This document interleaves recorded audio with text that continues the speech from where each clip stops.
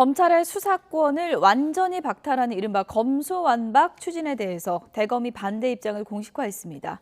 한편 채널A 사건에 연루된 의혹을 받은 한동훈 검사장에 대해서 검찰이 혐의 없음 처분을 내렸습니다. 검찰개혁 논란과 사건 사고 이슈 정리해보겠습니다. 이웅혁 건국대 경찰학과 교수 그리고 김성훈 변호사 두 분 나오셨습니다. 어서 오세요. 안녕하세요. 네, 검찰 수사권을 완전히 박탈하는 이른바 검수완박에 대해서 지금 어제 저녁에는 고검장 회의가 있었다 그러고요. 반대 목소리가 상당히 높아지고 있는 것 같아요. 아무래도 이제 그 검찰청이라고 하는 그 조직의 입장에서는 그야말로 존속이냐 아니면 지속이냐 어떻게 보면 이제 운명이 달린 것으로 판단을 하고 있는 것 같습니다. 국회에서 여러 가지 그 지금 동향 자체가 심상치 않다라고 아마 조직에서는 이제 그 판단을 한 것 같습니다. 뭐 이따 조금 이후에 얘기 나누겠습니다만 사보임의 그런 양태를 그 봤더니 지금 그 182석의 의원 숫자라고 한다면 검찰청법도 폐지를 하고 형사법도 개정을 하고 지금 그 민주당에서 그 입안한 특별 수사청을 만들게 되면 종국적으로 검찰청의 역할은 수사는 전혀 하지 못하고 기소의 역할만 하는 새로운 조직으로 변할 가능성이 상당히 그 농후하고 크다 보니까 지금까지 그 70여 년 동안 검찰이 갖고 있었던 여러 가지 권력적인 혜택, 향유, 영향력에 있어서 상당히 그 위협과 불안감을 이제 느낀 것 같습니다. 그래서 여러 가지 그 고검장급의 회의가 있었던 것이고 일정한 입장을 발표문의 형식으로 지금 보여준 것 같습니다. 아마 그 다음 주에도 비슷한 내용의 회의가 있을 것으로 생각을 합니다만 그만큼 지금 그 조직의 이른바 명운이 달린 문제다. 제도적으로 없어질 가능성이 있다라고 하는 위기감의 발로가 아닌가 생각이 되고요. 다만 이제 이와 같이 검찰권과 수사권을 분리하는 뭐 이런 형식은 원칙상은 세계적인 표준입니다. 사실은 말이죠. 근데 그럼에도 불구하고 지금 이를테면 검찰의 입장에서는 예를 들면 하나의 그 집단 행동의 모습으로 지금 충돌이 이루어지는 것 같고요. 또 그 민주당의 입장에서도 지금 뭐 여러 가지 제가 생각할 때는 제도적 하나의 응징 내지 보복적 처사가 아닌가 뭐 그런 대목도 상당 부분 있는데요. 오늘 기회가 되면 또 말씀을 드리도록 하겠습니다. 예. 네, 지금 앞서 저희가 정리해드린 것처럼 검수완박에 대한 검찰의 반발이 심상치가 않은 그런 상황인데요. 지금 검찰의 선장은 김오수 총장이잖아요. 김오수 총장의 입장도 상당히 관심사였는데 나도 반대한다. 이 입장을 지금 공식화한 거죠? 네, 그렇습니다. 지금 사실은 검찰 내부에서는 이견 없이 검수완박에 대해서 강하게 반대하는 입장이고요. 또 일부 내부 글에서는 검찰총장이 여기에 대해서 어떤 태도를 취하고 있는가, 특히나 이제 이 부분과 관련돼서 어떤 조직의 명운을 걸고 나서야 하는 게 아닌가, 왜 숨어 있는가에 대한 강력한 비판조차 또 있었습니다. 이런 상황에서 김오수 총장도 이 검수완박에 대해서는 반대한다는 입장을 밝히고 있는 것이고요. 결국 이제 검수완박이라는 거는 검찰청, 어떻게 보면 검찰이라는 조직과 제도 자체를 완전히 다르게 만드는 변화라고 할 수가 있습니다. 그래서 그런 부분들에 있어가지고는 결국은 검찰 조직이 어찌 보면은 해체에 준하는 변화를 겪을 수밖에 없는 상황이기 때문에 관련된 변화에 있어가지고 조직 차원에서 반대도 있고요. 또 다른 차원에서는 물론 이제 이게 마치 검찰과 여당의 갈등으로 보여지는 부분도 있는데 과연 그렇다면 이렇게 변화가 되었을 때 중대한 범죄 수사라든지 전체적인 수사에 있어가지고 그 대응 능력, 국가적 대응 능력이 더 높아질 것인가 아니면은 그것을 일부 희생해가지고 검찰의 권력을 다시 낮추는 그런 구조인가에 대해서 우려도 있는 것이 사실입니다. 그래서 이런 부분에 있어가지고 충분히 의견을 들어야 한다는 입장을 밝히고 있는 상황입니다. 어쨌든 지금 양상은 더불어민주당과 검찰 측이 대립하는 양상으로 가고 있는 상황이고요. 앞서 언급했던 이제 김오수 총장 같은 경우에는 이른바 뭐 추미애 라인이다 이렇게도 이제 불렸던 인물이잖아요. 이번 사안과 관련해서는 검수완박에 반대 입장을 보였는데 어떻습니까? 추후에 뭐 직을 걸고라도 강력하게 반대할 가능성도 있다고 보십니까? 아무래도 이제 그 검찰총장이 그 검찰의 그 상징이고 검찰의 그 역사적인 평가를 분명히 받을 가능성이 있는 것이고 결국은 이제 그 조직이 사실상 없어지는 이런 형국에 이르는 입장에서 본인이 설령 과거에 추미애 라인이라고 하는 그런 입장이었지만 지금은 이제 상황이 또 바뀌게 되는 것이 아니겠습니까? 정권도 사실 또 바뀌게 되고 뭐 그런 측면에서는 검찰총장의 지금 말씀처럼 직을 걸고 이것은 형사사법의 온전한 기능을 확보를 하고 또 국민의 불편도 해소하고 이른바 이 거학에 대한 척결의 기능을 보존해야 되겠다 이런 그 명분을 내세우면서 이 검수완박에 대해서는 적극적으로 반대를 뭐 표명할 가능성이 크다라고 이렇게 예상이 됩니다. 이제 그럼에도 불구하고 지금 뭐 여러 가지 지금 그 상황이 이를테면 지금 대통령 그 당선인의 그 입장도 상당히 저는 중요하다고 생각이 드는데요. 뭐 어제 나온 인터뷰 그 내용을 봤더니 이제는 전 국정을 이렇게 아우르는 먹고 살기 문제에 가장 방점을 찍어야 할 것이고 이런 검수완박 뭐 이런 것은 본인은 이미 검찰을 떠난 입장이기 때문에 그 법무부 차원에서 해결해야 될 이제 문제다. 뭐 이런 입장을 표명한 것으로 봐서는 과연 이제 그 검찰의 이를테면 제도적인 이른바 그 저항을 계속할 것인지 어떤 측면에서는 그 공무원의 집단 행동으로 비춰질 가능성도 상당 부분 있는 것이죠. 다만 저는 좀 우려가 되는 것은 형사 정의의 이제 그 관점에서 이를테면 검수완박이 정말 되게 되면 지금까지 쌓여 있던 거학에 관한 수사들 일단 목전에 바로 있는 것이 대통령이 일정 영향력을 혹시 행사한 것은 아니냐라고 하는 이 울산 선거 개입에서부터 월성 원자 관련된 문건 폐기에 이르기까지 또 그 이재명 상임 고문의 대장동 수사에서부터 성남 FC 또 대법관에 관한 여러 가지 그 유착 경향 이것은 어쨌든 순간적이긴 하지만 오월스톱 될 가능성이 있다. 뭐 이런 것은 어떻게 해결이 돼야 되는 것인지 혹시 이런 검수완박을 통해서 바로 대안이 마련된 그런 수사기관이 없는 상태에서 사실 이렇게 된다고 한다면 지금 의혹이 되고 있는 중요한 이런 사건은 그대로 상당 기간 방기될 우려가 있지 않는가. 이 점에 있어서 저는 상당히 우려를 가할 수 있는 부분이 아닌가 생각합니다. 김성훈 변호사님 이것 좀 설명을 해주세요. 일단은 검경 수사권 조정이 1차적으로 있었잖아요. 지금 이제 민주당이 내세우는 이른바 검찰개혁 시즌2 이거는 검찰 수사권을 어떻게 하겠다는 건가요? 완전히 없앤다는 그런 게 핵심인가요? 네, 그렇습니다. 기본적으로 이번에 검경 수사권 조정으로 역사적으로 처음으로 크게 검찰이 가지고 있는 수사권의 거의 대부분이 경찰로 넘어가게 됐고요. 그리고 수사 1차적인 종결권도 경찰이 가지게 됐습니다. 그래서 여러분들도 형사사법 여러 가지를 고소를 했거나 혹은 피고소를 당하신 분들도 그런 경험을 해보셨을 겁니다. 하지만 6대 중대범죄라고 할 수 있는 부패, 공직자 부패라든지 대형 참사라든지 이런 것들에 대해서는 여전히 검찰이 직접 수사권을 남겨놓은 상태입니다. 소위 말해서 특수부 기능이라고 할 수가 있는 부분들은 남겨놓은 상태인데 이번에 이 관련된 법안에서는 이 부분까지도 완전하게 박탈하겠다라는 그런 취지라고 볼 수가 있고요. 그렇다면 이제 이게 왜 두 가지를 볼 수가 있는데요. 그러면 전에 검경 수사권 조정이 한참 활발하게 이루어질 때 6대 범죄 수사에 대해서는 왜 검찰에 남겨놓는가? 두 번째로 그럼 분리한다는 것은 어떤 의미인가를 보게 되어야 하는데 결국은 이제 이것을 폐지하고 분리하겠다라고 하는 입장에서는 이 수사권을 가지고 있는 사람이 기소권도 가지고 있으면은 일정한 기소의 목적 혹은 기소를 안 하려는 목적으로 수사라는 객관적 사실의 확인 절차를 왜곡할 수 있는 우려가 있다. 그렇기 때문에 이것을 완전히 두 기관을 분리해가지고 해야 한다는 입장을 가지고 있다면요. 반면에 검경 수사권 조정 논란에서도 굉장히 많은 논의가 있었지만 결국 6대 범죄에 대해서는 검찰 수사권을 인정한 이유 중에 하나가 이 6대 범죄는 아까 언급했지만 굉장히 중요한 범죄입니다. 국가적으로도 중요하고 또 법리적으로도 복잡하고 무엇보다도 피의자가 될 사람들이 굉장히 강력한 정치적 사회적 힘을 가지고 있는 경우들이 많이 있겠죠. 그렇기 때문에 굉장히 고도의 수사 능력과 법리적인 이해 능력이 있어야만 가능하기 때문에 이것을 권한을 나눈다는 이유로 했다가 이 부분에 대한 수사를 제대로 못하게 된다면은 뭐 부패 완판이라는 이야기가 됐죠. 이런 부패가 더 늘어나고 여기에 대해서 수사와 처벌이 제대로 못 이루어지는 공백이 생긴다는 우려로 남겨놨던 것입니다. 그렇기 때문에 결국 이번 쟁점에서는 검찰의 권한이 이걸로 줄어드는 건 확실합니다. 그러면은 그 권한이 줄어들면은 우리가 항상 염두에 둬야 하는 거는 그 권한이 누구한테 가는가.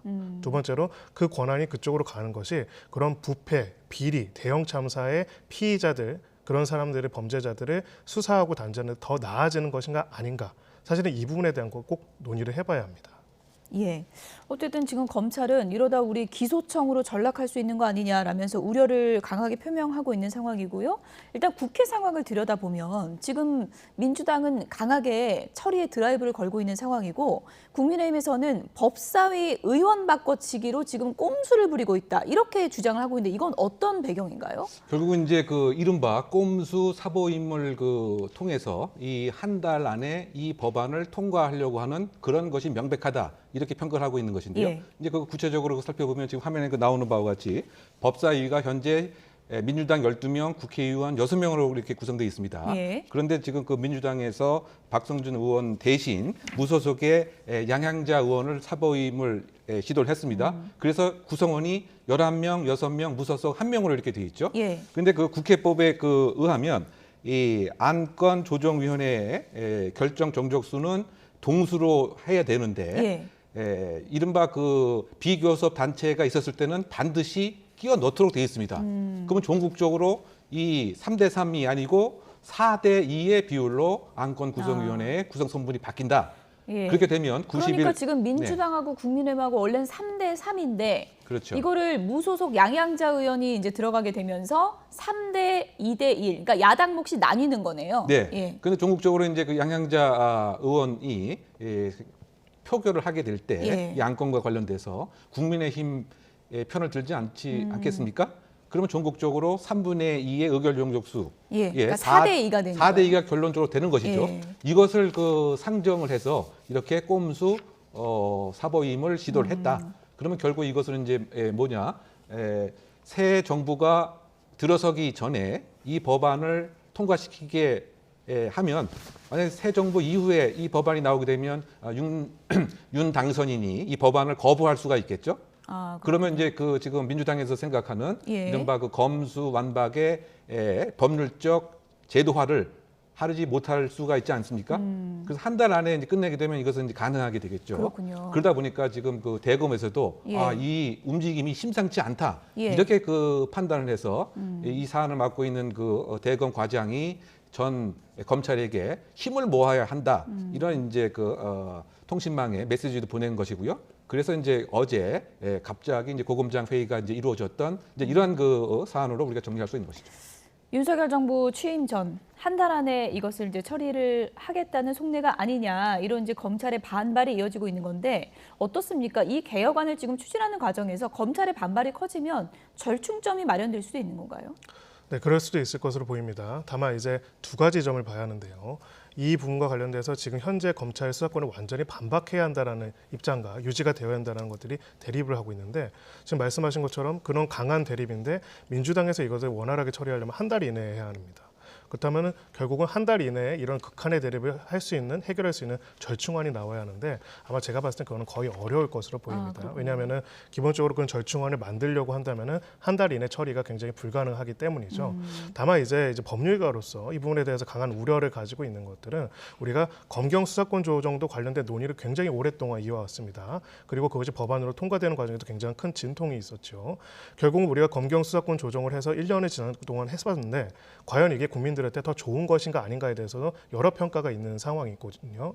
이런 상황에서 검찰의 수사권을 완전히 박탈하는 것이 과연 앞으로의 중대범죄 대응이라든지 여러 가지 면에서 더 나은 선택인지 아닌지에 대해서 어떻게 보면 충분한 논의와 토론과 또 현장 실무자들과 또 각 정치 세력 간의 논의가 있어야 하는데 이게 한 달이라는 어떤 정치적인 상황 안에 무조건적으로 처리하게 된다면 사실은 그런 논의가 불가능할 것입니다. 그래서 이제 절충안을 마련할 필요성도 있고 또 권력에 제한할 필요도 있겠지만은 그 방법이 소위 말하는 검수완박인가 이 부분에 대해서는 지금처럼 한 달 안에 무조건 속전속결로 한다라는 그런 태도를 보이는 것들은 조금은 과하지 않는가 이렇게 생각합니다. 검수완박을 놓고는 이제 의견이 분분할 수 있는데 민주당에서는 검찰 반발에 대해서 썩은 살을 도려낼 생각부터 좀 해야 된다. 왜 반성을 안 하냐 또 이런 의견을 냈습니다. 검찰 개혁이라는 과제가 이제 계속 제기된다는 거는 이제 검찰도 바뀔 필요가 있다는 국민적 공감대가 있는 거 아니겠습니까? 검찰이 좀 먼저 이런 부분을 지금 들고 나와야 된다는 또 시각도 있는 것 같아요. 그렇죠. 사실은 이제 이게 형사 정책적 의미는 분명히 있습니다. 이 취지가 이제 뭐냐면은 이를테면 수사하는 기관이 기소까지 하게 되면 사실은 수사를 하는 과정에서 일정한 선입관이 생겼고 수사하는 이런 에너지와 노력을 많이 했기 때문에 무조건 기소를 해야 된다라고 하는 이러한 그 원리가 생긴다, 마음가짐이 생긴다는 거죠.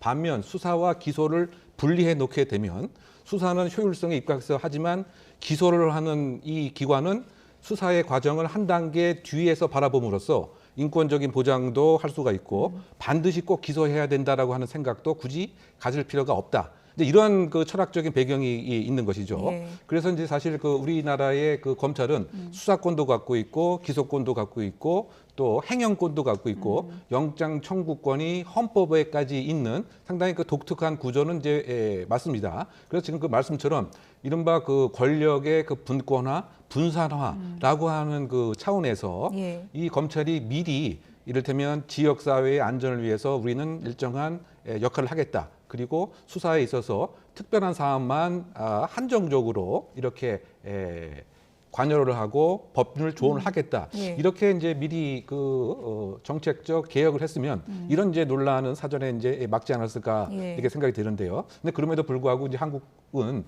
현대적 역사의 그 질곡상 이런 수사기관이 항상 정권의 유불리에 따라서 스스로 판단하고 먼저 행동하는 이런 모습들이 상당 부분 그 있었기 때문에 지금도 그와 같은 연장선 상에서 예. 지금 그 야당과 여당이 여전히 부딪히는 상황이 아닌가 해석해 봅니다. 네, 모레는 또 뭐 검사장 회의가 있다고 하니까요. 검찰에서 어떤 구체적인 목소리를 내놓을지 이 부분을 좀 지켜보도록 하겠습니다. 검찰 이슈 관련해서 이번 주에 가장 많이 나온 이름이 바로 한동훈 검사장입니다. 이른바 뭐 채널A 관련 사건 관련해서 일단은 무혐의 처분을 받았는데 이게 2년이라는 긴 시간이 걸렸어요. 네, 굉장히 이례적으로 예. 긴 시간이 걸린 것이죠. 원래 이제 공범으로 지목이 됐던 이동재 기자와 관련돼서는 지금 1심 판결까지 나온 상황인데 굉장히 늦어졌습니다. 결국은 이제 이거를 무혐의 처분의 이유를 밝히면서 공모 공동정범에 관한 법리 등을 봤을 때 현재 유죄의 증거를 입증할 만한 증거가 부족해서 혐의를 인정할 수 없다. 이렇게 무혐의 처분이 내려졌는데요. 그렇다면 지금 관련돼서 왜 이렇게 수사가 오랫동안 진행되었는지 그리고 그 진행되는데도 결과적으로는 결론이 이렇게 나온 이유가 무엇인지 예. 그리고 마지막으로는 지금 여러 보도들을 통해서 해당 수사팀이 여러 차례 무혐의 의견을 올렸는데 결재가 이루어지지 않았다라고 합니다. 그런 부분들에 대한 이유를 판단해 볼 필요가 있고요.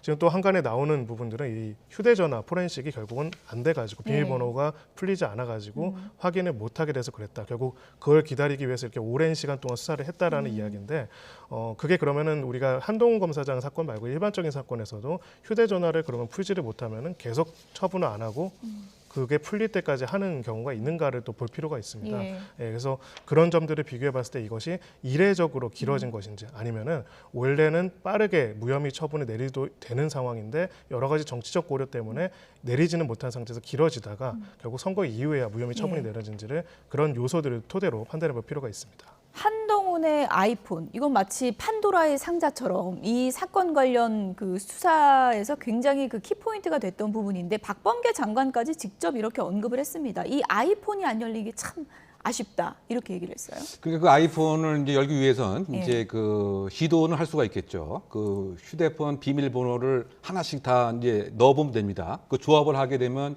560억의 조화가 이제 가능한데 경우의 수가 그렇게 되는 그렇죠. 그런데 이제 문제는 한 번 시도를 했는데 이게 풀리지 않게 되면 예. 그 다음에는 10분이 걸리게 되고요. 그렇죠. 그 다음에 두 번 되게 되면 또 30분이 늘어나는데 만 10번까지 그 시도를 해서 이것이 열리지 않았다. 그렇게 되면 지금 안에 있는 데이터 자체가 영구적으로 삭제되게 됩니다. 그러면 이만큼 이제 보안을 철저히 만든 것인데요. 그래서 미국 같은 경우에도 FBI에서 수사를 할 때 이 애플 본사에 요구를 하는 거죠. 예. 풀 수 있는 방법을 제안해 달라. 그렇게 해서 수차례 요구가 했음에도 한 번도 FBI 요구를 애플에서는 이제 받아들이지 않았습니다. 예. 다만 이제 그 민간 보안 업체에서 간혹 가다가 이것을 이제 열었던 과거의 경험이 있었습니다. 그래서 사실 애플 입장에서는 이거는 보안에 대한 침해 가능성이 있구나. 그래서 더 강화를 이제 했습니다. 그래서 지금 그 유력한 실력 있는 회사가 이스라엘에 이제 있기는 합니다만 지금 아마 국내에서도 그 이스라엘에 그 도움을 요청했다라고 하는 이제 보도가 있기는 합니다만 어쨌든 이러한 이제 이유 때문에 아이폰 그 비밀번호를 해제하지는 못했고요. 네. 근데 아까 우리 김 변호사 잠깐 이제 그 언급을 하신 바와 같이 이것은 국민의 기본권 중에 하나인 거죠. 묵비권은 자신의 자기 부재의 금지 원칙입니다. 그래서 이것은 얘기 안 하는 것은 당연한 이제 것인데 피의자들의 대부분은 얘기를 안 하는 경우가 많은 건가요? 그렇죠. 그것은 예. 이제 헌법에 보장된 이제 그 기본 이제 예. 권리입니다. 그런데 이것을 얘기를 하지 않았다고 해서 지금 박범계 법무장관이 이야기를 한 것처럼 사실에 있어서 한계가 있었다. 이렇게 이제 해서 입장을 그렇다고 본다면 이거 열릴 때까지 10년, 20년, 30년 계속 그 종국적인 수사 처분을 미룬다고 하는 것은 예. 어떤 측면에서 보면 심각한 기본권에 대한 침해 그 가능성이 있기 때문에 지금 12번 보고 끝에 이렇게 한참 지나서 수사 처분이 된 것은 상당히 그 이례적인 것이고 어떤 측면에서 보면 추미애 그 법무부 장관이 증거가 차고 넘친다고 이렇게 얘기를 했음에도 예. 법률적인 지금 그 이동재 기자 이 강요 미수 자체가 어쨌든 법적으로 1심이긴 합니다만 무죄가 무죄가 나왔죠. 그 됐기 예. 때문에 증거가 지금 사실은 부족한 이런 형태라고 한다면 이 법적 지위에 그 피의자의 신분을 빨리 해소시켜 주는 것은 예. 뭐 기초 중에 기초가 아닌가 개인적으로 평가해 봅니다. 박홍근 민주당 원내대표는 이렇게 표현을 했습니다. 한동훈 검사장 무혐의 나왔는데 이거 검찰 수사권 분리가 됐었다면 꿈도 못 꿀 일이다. 이렇게 주장을 했는데 어떤 근거로 이런 주장을 한 걸까요? 네, 결과적으로는 이 말은 전제가 검찰이 수사를 제대로 안 해가지고 제대로 안 했다. 무혐의 예. 처분이 나왔다. 그래서 검찰이 아닌 다른 조직에서 검찰이 그 검사장이니까요. 이 검사장 수사를 했다면은 다른 결론이 나왔을 것이다. 제 이런 식구 이야기입니다. 감싸겠다는 얘기인가요? 그렇죠. 결국은 예. 제 식구 감싸기를 했다는 얘기인데 일단은 거기에 대한 판단을 받아보려면은 뭐 소위 말해서 여기서 항고라든지 여러 가지 절차를 또 고발인 입장에서는 할 수는 있습니다. 다만 이제 그렇다면은 이 당시에 이 검찰 수사를 담당했던 사람들 인사를 누가 했냐면은요. 기본적으로는 다 이제 이 부분에 있어서 제대로 수사가 진행되도록 소위 말하는 수사지휘권까지 행사가 됐던 사안이기 때문에 특별한 정치적인 목적으로 수사를 안 했다, 못했다 뭐 이렇게 단정하는 또한 정치적인 레토릭이라고 생각이 듭니다. 예. 한동훈 검사장이 무혐의 처분이 내려지면서 전현직 법무부 장관에게 책임을 물어야 한다. 이렇게 공개적으로 비판을 하기도 했는데요. 이에 대해서 박범계 장관이 강하게 불쾌감을 드러냈습니다. 들어보시죠. 현직 검사장이 현직 법무부 장관의 이름을 거명하면서 책임을 물어야 된다. 왜 그런 건 질문 안 합니까? 그 발언에 왜 대한 그런 건 질문 안 하죠? 김 기자님. 지금 그러면 혹시 정상입니까? 금도라는 게 있지. 금도. 무슨 책임을 묻는다는 거죠. 본인이 대통령입니까? 검찰총장입니까? 뭡니까? 대통령도 검찰총장도 그렇게 못하는 거예요. 내가 죄가 있으면 당당하게 그러면 고발하세요. 이건 나라의 기강과 질서가 체계가 무너진 거예요. 참담함을 느낍니다. 무서워요. 저 무섭습니다.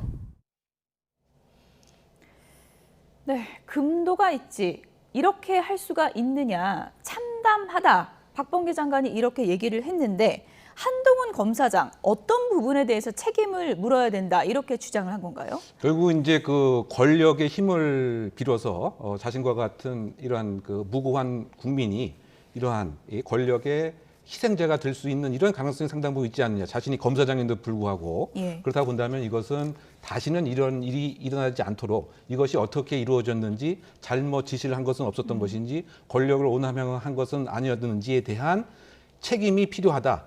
책임질 사람이 있어야 된다라고 하는 입장을 밝힌 것 같습니다. 지금 사실은 이제 지금 추미애 법무부 장관 또 박범계 특히 추미애 법무부 장관 같은 경우는 허위사실 공표 뭐 등에 의해서 이제 고발이 돼서 수사 자체도 지금 이루어지는 이런 그 상황인 것 같고요. 예. 아마 그 박범계 법무부 장관 입장에서 상당히 지금 불쾌하고 민감하게 이제 반응을 한 것 같은데 예. 사실상 그 보름 전쯤인가요? 이 박범계 법무부 장관이 이른바 그 지금 그 수사지휘권 이 검찰총장에게 다시 복원을 시킴으로써 이 한동훈 검사에 관한 수사 자체를 계속 시도를 하려고 했었다라고 하는 예. 이제 그 보도가 있었고 그것에 직권남용의 가능성이 있어서 그걸 없었다 뭐 이런 얘기도 있기 때문에 상당히 법적 책임에 대해서 일정한 민감하게 느끼는 것은 맞지 않는가라고 해석해 봅니다.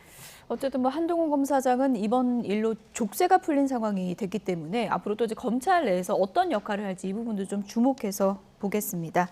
다음 주제로 좀 넘어가 보도록 하겠습니다. 최근에 가평계곡 살인 사건 정말 많은 분들이 관심을 갖고 있고 용의자들 도대체 언제 잡히냐 지금 궁금해하고 있는데 공개 수배한 지 10하루째인데 아직까지 오름무중이에요. 네, 그렇습니다. 어찌 보면은 이런 공개 수배 전에 역설적이지만 공개 수배 이전에 이미 굉장히 찾기가 어려울 정도로 잠적을 한 상태였기 때문에 그렇군요. 수배한 다음에도 여러 가지 행적들이 지울 가능성이 높고요. 이 살인 사건 자체도 굉장히 엽기적이지만은 보험금 수령이라는 보험 사기와 또 결합이 되어 있습니다. 그렇다면 굉장히 치밀한 준비를 통해 가지고 사전 준비를 통해 가지고 계획적으로 범행을 했기 때문에 이 도주의 과정이라든지 자신들의 이제 행적을 감추는 거에 있어서도 굉장히 계획적으로 할 가능성이 있고요. 또 이 두 사람 말고도 이 두 사람들의 도주를 돕고 있는 제3의 인물들이 있을 가능성도 있습니다.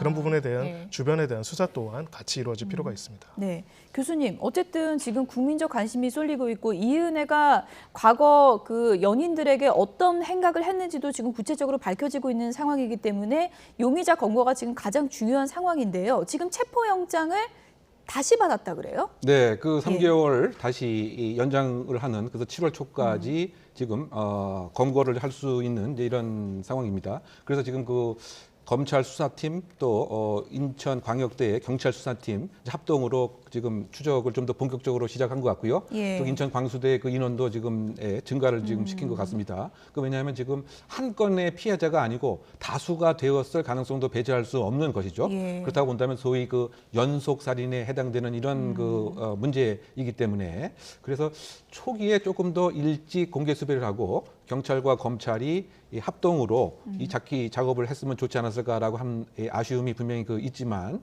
지금 그 YTN을 이제 시청하시는 이제 시청자들께서도 수상한 상황이면 무조건 제보를 하는 것이 이제 필요하지 않나 보통 생각됩니다. 공개 수배하면 제보가 많이 오지 않나요? 그렇죠. 저렇게 이제- 얼굴이 오래 노출되면. 네, 그렇습니다. 예. 그리고 사실 지금 세상에 충격을 줬던 여러 가지 그 탈주범들도 예. 전국적으로는 시민의 제보에 의해서 이제 검거가 되었습니다. 예. 뭐 예를 들면 그 신창원 탈출 사건이 제일 대표적인 것이고요. 그 이외에도 사실은 배달을 하면서 아니면 생활용품을 고쳐주면서 수상한 사람이 있다. 이렇게 이제 그 판단을 해서 검거가 이제 조속히 그 이루어졌는데요. 어쨌든 지금 나름대로 자본이 얼만큼 있는지, 즉 도주를 지속할 수 있는 금전적 여력이 어떻게 되는지, 또는 이 두 사람을 숨겨줄 수 있는 인적 그 지원 세력이 과연 중간에 마음을 바뀌어서 제보를 하지 않을지, 뭐 이런 예. 등등에 관한 것이기 때문에 좀 더 그 세세한 내용에 대한 언론을 통한 네. 범죄 행각을 공개하게 되면 그 주변에 혹시 그 도와주는 지인도 심정적 변화를 일으켜서 제보에 결정할 가능성도 네. 있지 않나 생각해 봅니다. 수사팀이 지금 뭐 총력을 다해 찾고 있지만 시민의 제보가 상당히 좀 중요한 시점이라는 거를 좀 기억해 주셨으면 좋겠습니다. 지금까지 이웅혁 건국대 경찰학과 교수, 김성우 변호사 두 분이었습니다. 고맙습니다.